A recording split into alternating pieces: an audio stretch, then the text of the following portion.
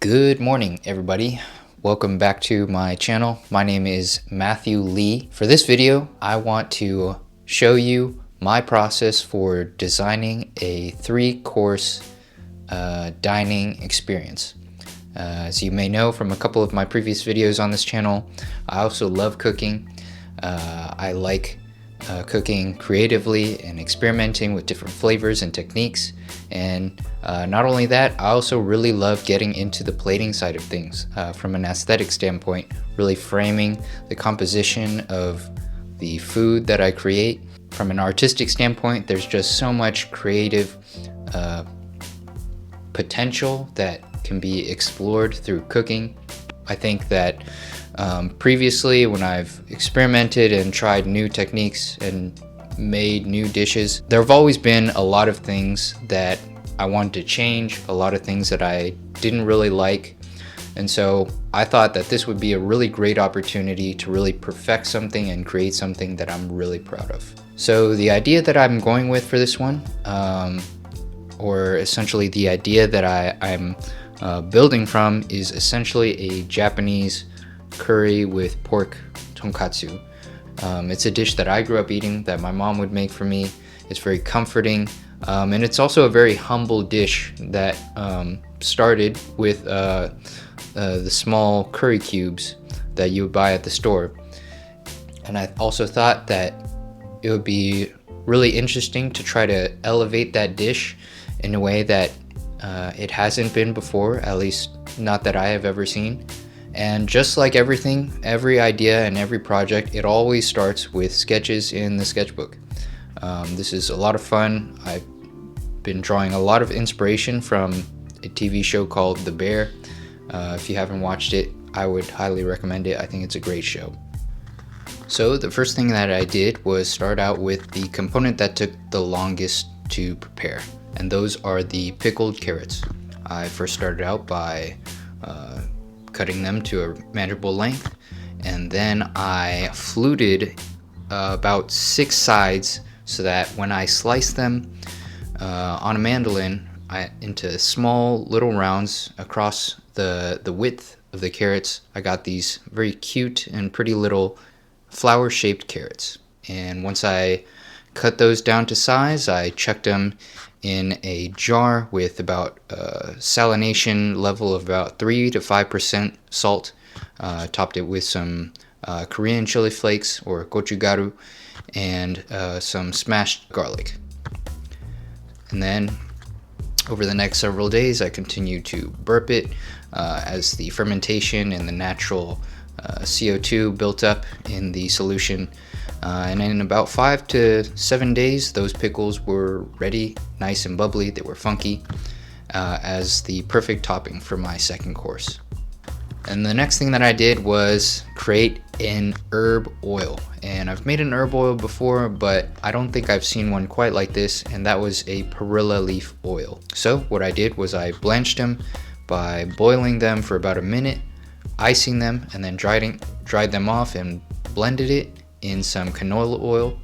I also incorporated a single lime peel just to enhance a little bit of the brightness in the oil, just to incorporate some brightness into the oil and lift up some of those very hearty, earthy flavors from the perilla leaf. Once that was all blended up as fine as I could, I strained it a couple times, and then I filtered it through a coffee filter over the next day and a half. And what's left behind is essentially a very, very green and herbaceous, slightly bright perilla leaf oil for my first course. A pretty popular Korean beverage that I grew up drinking at Korean restaurants is barley tea called boricha. So I got myself some whole, fresh barley grains, and I roasted that up to a pretty dark point, then ground it and set that aside for my barley tea. I also wanted to incorporate some additional complexity to the flavor of that tea, so I went ahead and peeled some mandarins, and I dried those out as a part of my boricha tea. I'll also be incorporating some kaffir lime leaves as well, and that made for a very round and cohesive tea for the context of this meal. And finally, for the curry, I decided to make my own curry cubes. And all the spices that I incorporated included things like fenugreek, star anise, some cinnamon, all kinds of lovely warm spices that are very typical of a Japanese or Korean style curry.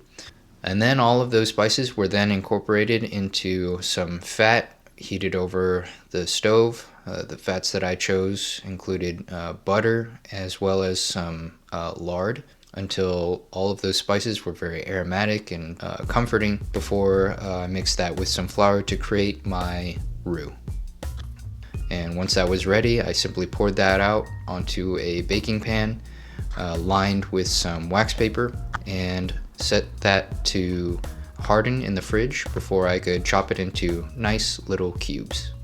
Finally, for the last bit of the far in advance prep that I'll be doing for this meal is a rice paper chip, also called pugak. So in order to create that, I grabbed some rice paper and I wet it with a brush, added some little strands of seaweed, and then I finished off the lamination with another layer of rice paper, and then I cut those down to small rounds of varying sizes and let them dry before frying.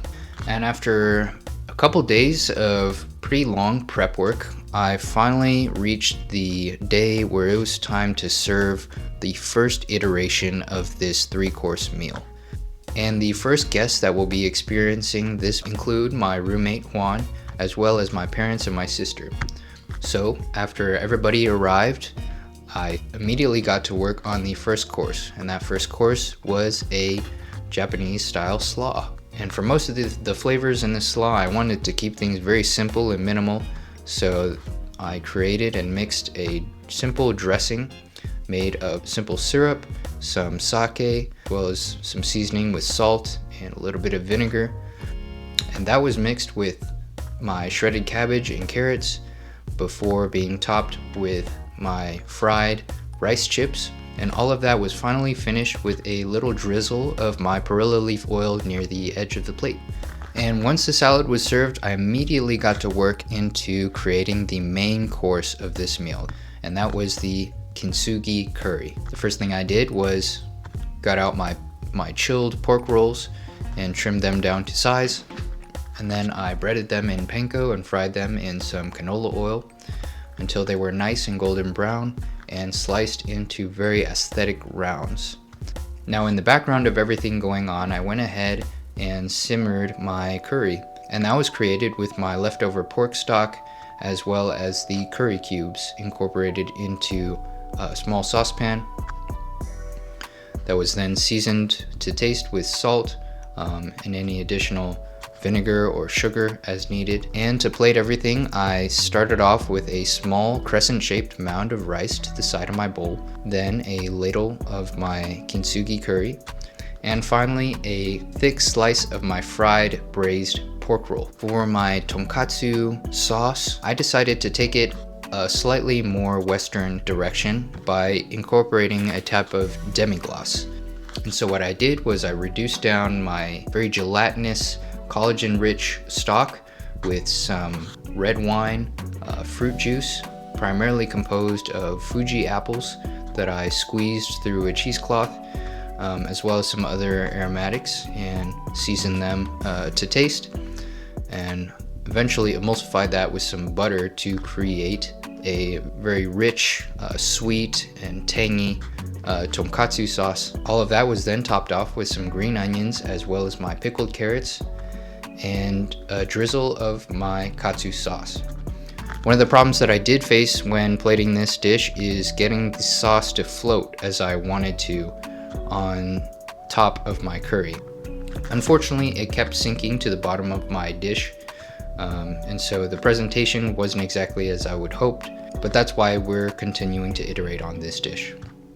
Finally, for dessert, I removed my fried dough balls that have been soaking in my sujunggwa syrup and got them ready for plating. Now, when I was first designing this course, I initially wanted to get a very small and narrow thin slice of my Asian pear and lean it up against the dough ball in the middle of my plate. However, on the day that I attempted this, that simply just didn't work. I needed to think of something on the fly because the pear was simply not stiff enough. It was too heavy. It was sliding everywhere, and so I had to improvise. So I laid down some syrup onto my plate, and then I laid down my sliced pear flat against the plate. And finally, I rested my fried dough ball on top of the sliced pear off to the side and topped it with some toasted pine nuts. Now, this is one of those cases where improvising on the fly and solving problems that you didn't intend to encounter in the first place really creates something really awesome. I think that the plating ultimately that I ended up by doing this ended up much better than I had anticipated.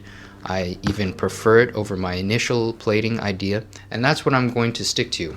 Even though it came out of necessity and improvisation, it ultimately ended up becoming something much more beautiful than I would have imagined. As far as the first course goes, there are a lot of improvements that could be made. First, I think the flavors of the dressing could have been a lot more pronounced and a little bit more complex. It was also very thin. I think it really struggled to adhere to the cabbage and the carrots. As far as those elements go, the carrots and the cabbage definitely could have been sliced much finer and much thinner. And finally, the rice paper chips could have been thinner. For the main course, the kintsugi curry, I think the main problem was simply a balance of flavors. Overall, everything could have been actually quite a bit more rich. The curry definitely could have benefited from just being a little bit more rich, a little bit more savory, and a little bit more hearty, especially when it's being contrasted against the very sweet and bright, lip-smacking and sticky sauce of the katsu demi-glace. You'll also notice that all of the dining ware and all of the ceramics and the teapots and the silverware were all purchased for this meal specifically.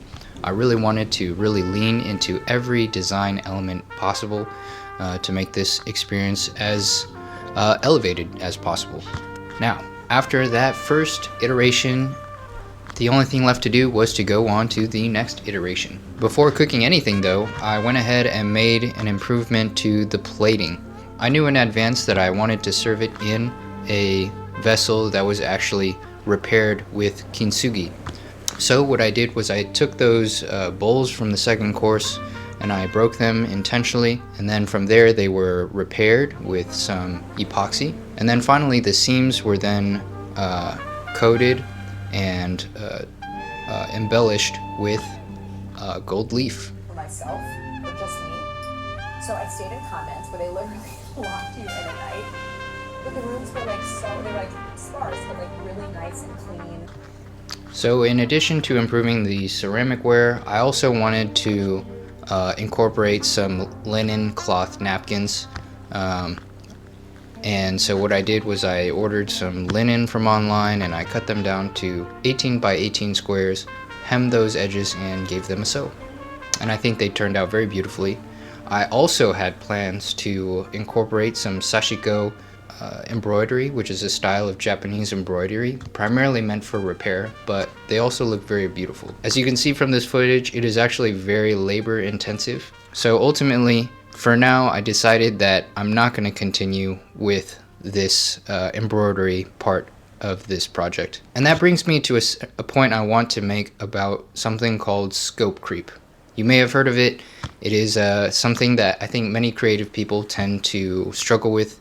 And scope creep is essentially the idea that when you start a process, a new project, anytime you start in the ideating phase, a lot of your ideas in your head can start to expand very, very rapidly. A lot of times the scope of your project just simply increases into infinity. And at a certain point, the project essentially becomes either infeasible or it'll never get finished. And so at this point in the project, it was important for me to refocus my attention back to what's actually important, and that's the food, the actual flavors and consumable components of this project. So For the second iteration, we went ahead and rolled it again. Everything went more smoothly. I feel like the timing in my ability to roll out the courses definitely improved.